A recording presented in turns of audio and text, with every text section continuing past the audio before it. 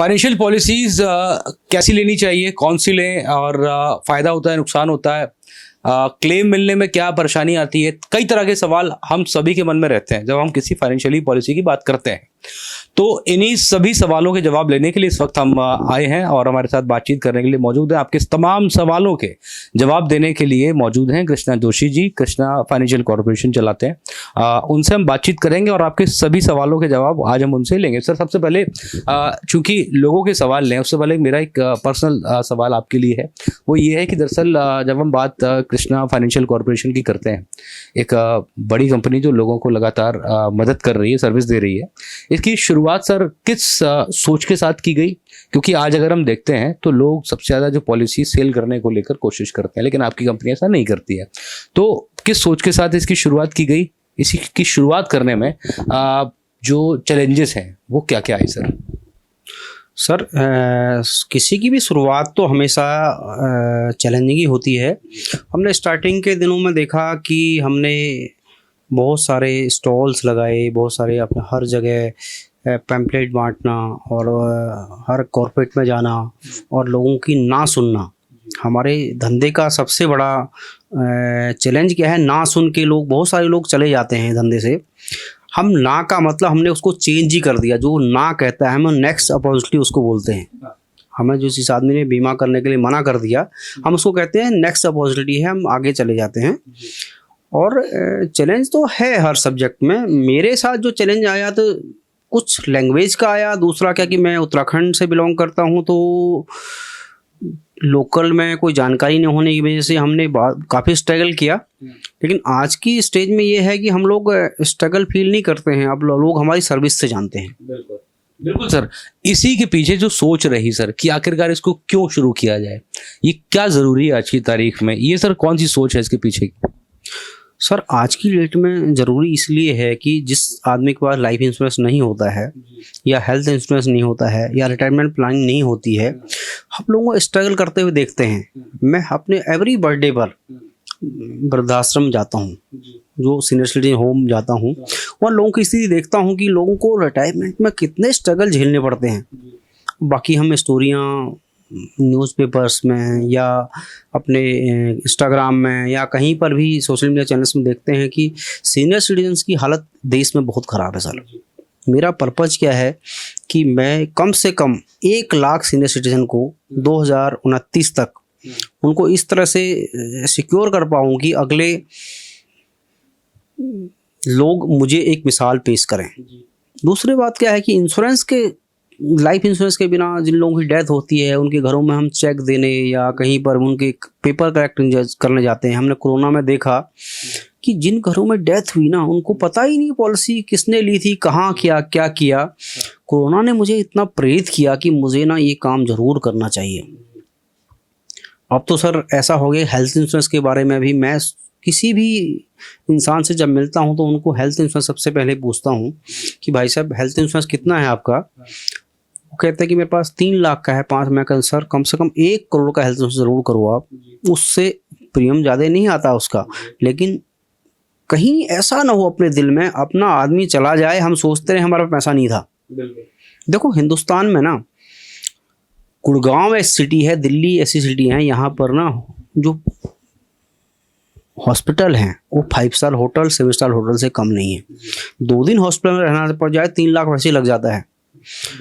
तो मेरा मानना है कि आपका हेल्थ इंश्योरेंस सफिशिएंट होना चाहिए। उसके लिए एक फार्मूला है, वर्ल्ड वाइड फार्मूला है, जो बताया गया कि अपनी रिटायरमेंट प्लानिंग के लिए आपको कम से कम आपकी आज जो अर्निंग कर रहे हैं उसका 20% पैसा हमेशा बचाना चाहिए जिस दिन से आप अर्न कर रहे हैं।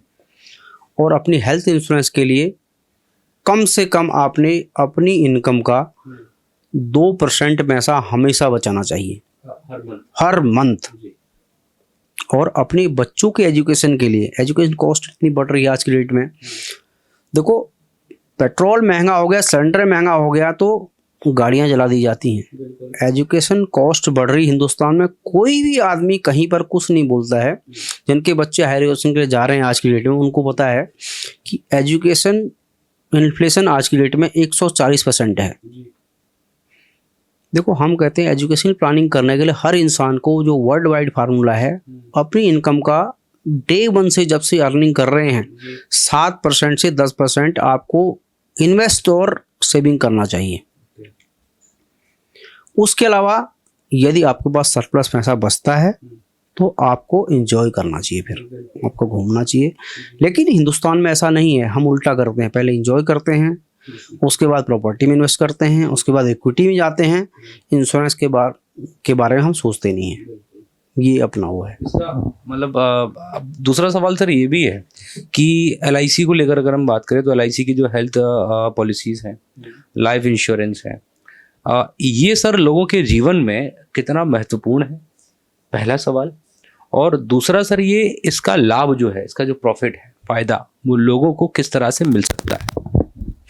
सर, जहाँ तक बात करते हैं लाइफ इंश्योरेंस कॉर्पोरेशन इंडिया की बात हम करते हैं, तो लाइफ इंश्योरेंस कॉर्पोरेशन इंडिया के साथ मैं पिछले 21 साल से जुड़ा हूँ। तो life insurance corporation of India आज तक हम शुरू दिन से ही क्लेम देने के घर घर तक जाते हैं। देखो क्या होता है, इंश्योरेंस को एक हमने आज तक ये सेविंग का पॉइंट समझा था, लेकिन ये सेविंग का पॉइंट साथ साथ एक प्रोटेक्शन का पॉइंट भी है। हमने कभी बताया नहीं किसी को आज तक, हमारे लोगों ने, ये हमारा लूज पॉइंट रहा। लेकिन हमें से प्रोटेक्शन और सेविंग दोनों बताए हैं। तो क्या होता है कि हम जब 18 साल से 60 साल तक एज हैं तो हम प्रोटेक्शन का यूज़ करें, 60 के बाद रिटायरमेंट का यूज़ करें। उसमें जो भी पड़ाव आते हैं, बीच में हमारे 4-5 पड़ाव आते हैं, बच्चों के एजुकेशन, घर लेना, कार लेना, उनके लिए बाकी चीज़ों का यूज़ करें। देखो, हर आदमी को अपनी इनकम को 2 पार्टों में बांटना चाहिए। पहला पार्ट होता है लॉन्ग टाइम सेविंग, जिसमें रिटायरमेंट प्लानिंग, बच्चों के एजुकेशन और उसके अलावा एस्टेट क्रिएशन। दूसरा पार्ट आता है कि बच्चों की एजुकेशन के साथ साथ हमने कहीं घूमने भी जाना है, लाइफस्टाइल भी यूज़ करना है, उसके अलावा हमने कुछ ऐसे खर्चे करने हैं, कार खरीदनी है, घर खरीदना है, उसको 2 पार्टों में बांटना चाहिए। उसका एक इंटरनेशनल लॉ है जिसको मैंने पिछले सालों में मिस्टर टॉनी गॉर्डन साहब से सुना था। उन्होंने कहा था अब इनकम को 4 पार्टों में बांटना चाहिए। पहला पार्ट है कि 30% आपकी एक्सपेंस, जो भी आपने 100 रुपये कमाया, 30 रुपया एक्सपेंस में आएगा काम। आपके जो खर्चे हैं आपके घर के, दाल रोटी पानी का खर्चा होना चाहिए। 10% लाइफ स्टाइल। देखो, आप कोई भी अर्न कर रहे हैं, लाइफस्टाइल में खर्च नहीं करेंगे तो एक दिन बोर हो जाएंगे, आप इतना टेंशन में आ जाएंगे कि आप फिर लाइफस्टाइल यूज़ नहीं करेंगे तो फिर कमा भी नहीं पाएंगे। 40% अपना चला गया। उसके बाद हम 30% EMI में खर्च करते हैं। जो हम लोग खर्च करते हैं, जो मोबाइल का खर्चा, घर का लोन, कार का लोन, EMI चला जाएगा। बचा हुआ जो पैसा है सर 30%, उसको सेविंग में यूज़ करना चाहिए। हमने सेविंग 2 टाइप से करनी चाहिए। पहली टाइप ऑफ सेविंग होती है कि अब long time saving, retirement planning, बच्चों के एजुकेशन, एस्टेट क्रिएशन, फ्यूचर के खर्चे जो होते हैं 10 साल के बाद के खर्चे।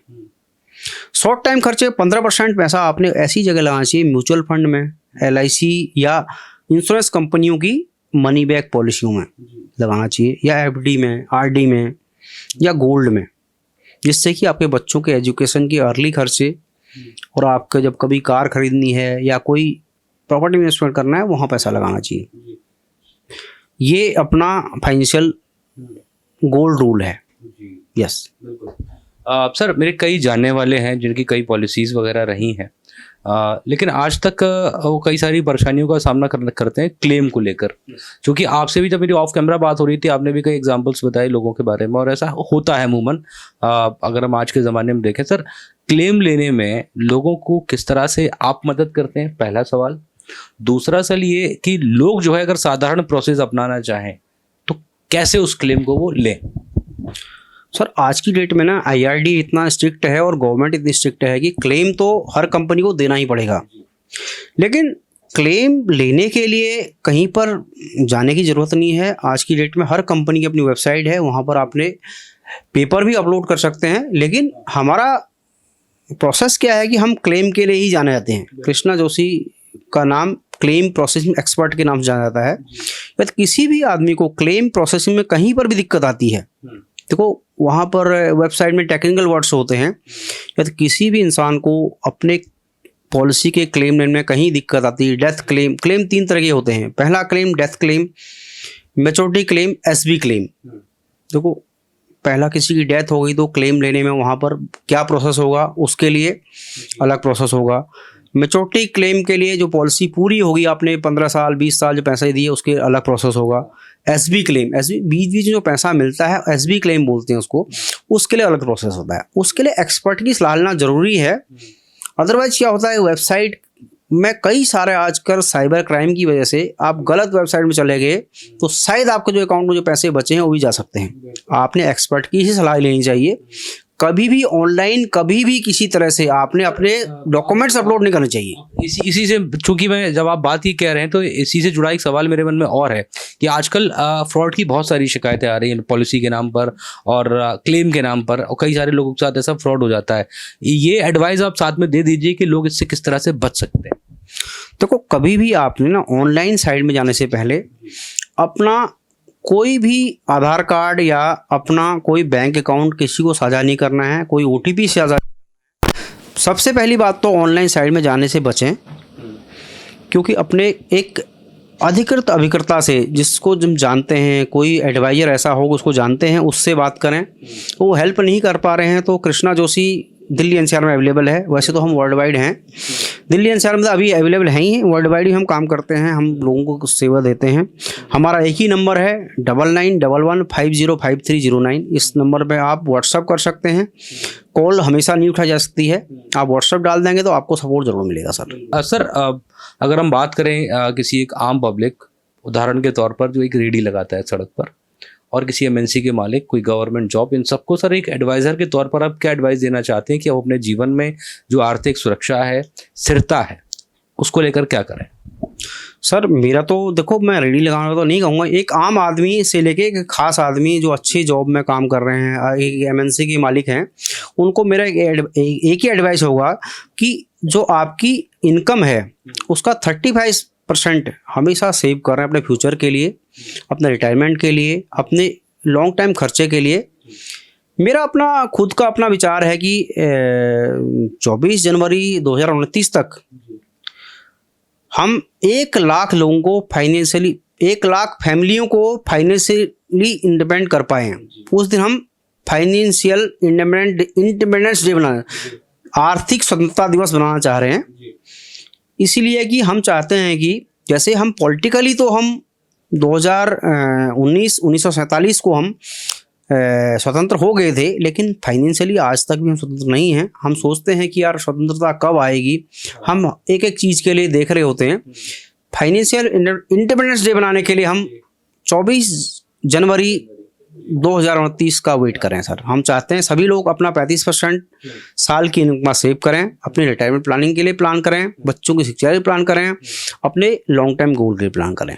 सर मेरा आखिरी सवाल ये है, चूँकि इस फील्ड में जिसमें आप हैं सर, इसमें कई सारे युवा जो हैं वो अपना करियर बनाना चाहते हैं, और आपने चूँकि एक लंबा स्ट्रगल करके वो मुकाम हासिल किया, काफ़ी मेहनत और संघर्ष का दौर रहा, तो एक लाइक आइडल के तौर पर उनको आप क्या एडवाइस देना चाहते हैं जो लोग इस फील्ड में आकर अपना करियर जो है वो बनाना चाहते हैं? क्या टिप्स हैं आपके? सर मेरा तो ये है कि देखो, मैं जब चला था तो अकेला ही चला था, तो मेरा गोल बहुत बड़ा था। लोग सोचते थे, एक बार मैं बीएनआई से जुड़ा तो बीएनआई में एक बार वर्ड आया, you are burning desire. Burning desire सोच सोच के मैं बड़ा परेशान था कि यार बर्निंग डिजायर मेरा क्या हो सकता है। तो मेरे दिमाग में एक बात आई कि मैं 1 लाख लोगों को 1 लाख फैमिलियों को फाइनेंशियली इंडिपेंडेंट कर पाऊँ। तो इस रास्ते में चलते चलते मुझे पूरा 1 साल हो गया, तो मैंने देखा यार कुछ हो ही ना रहा है इसमें। तो 1 लाख फैमिली और 5 साल, 24 जनवरी 2029 का वर्ड अपना यूज किया 5 साल में, तो 1 लाख फैमिली को करना, तो 1 साल में केवल मैं 30 फैमिली को कर पाया। इसमें अपना विचार आया कि कुछ युवाओं को इस साथ जोड़ा जाए जिनका कैरियर में भी उनको अच्छा बेनिफिट मिले और फ्यूचर में उनको सरकारी नौकरी मिलने का फ़ायदा मिले, और उसके अलावा उनकी इनकम भी इस लेवल की हो कि वो विदेश की यात्रा कर पाए हैं, और उनके पास अच्छी कार हो, और काम के घंटे भी निश्चित न हों। तो ऐसा विचार आया, गृहिणियाँ भी उसमें काम कर सकती हैं, तो उसके लिए मैं अपनी टीम बनाने के लिए 100 लोगों की एक टीम बनाना चाहता हूँ अगले 1 साल में, जिसमें ये लोग काम कर पाएँ और अपना कैरियर बनाएं और मेरे मिशन में साथ दें। 1 लाख लोग फैमिलियों को हमने इंडिपेंडेंस करना है, इसीलिए हम चाहते हैं कि युवाओं को जुड़ना चाहिए, उनको कैरियर भी है और उसके साथ इनकम भी है। बहुत बहुत शुक्रिया सर आपका हमारे साथ बातचीत करने के लिए। तो ये थे कृष्णा जोशी जी, जिनका साफ तौर पर ये कहना है कि दरअसल राजनीतिक स्वतंत्रता 15 अगस्त 1947 को देश को मिली, लेकिन आर्थिक स्वतंत्रता मिलना बाकी, और उनका जो टारगेट है वो समय से पूरा होगा और 24 जनवरी 2029 को वो आर्थिक स्वतंत्रता दिवस देश का मनाना चाहते हैं। लोगों को उनका अधिकार, आर्थिक सुरक्षा, आर्थिक स्थिरता, इस तमाम चीज़ें देने का उनका लक्ष्य है, और जिसको लेकर वो और उनकी टीम लगातार लगी हुई है। कैमरामैन गजनवी पाशा के साथ अजितेश मिश्रा, दैनिक टाइम्स, दिल्ली।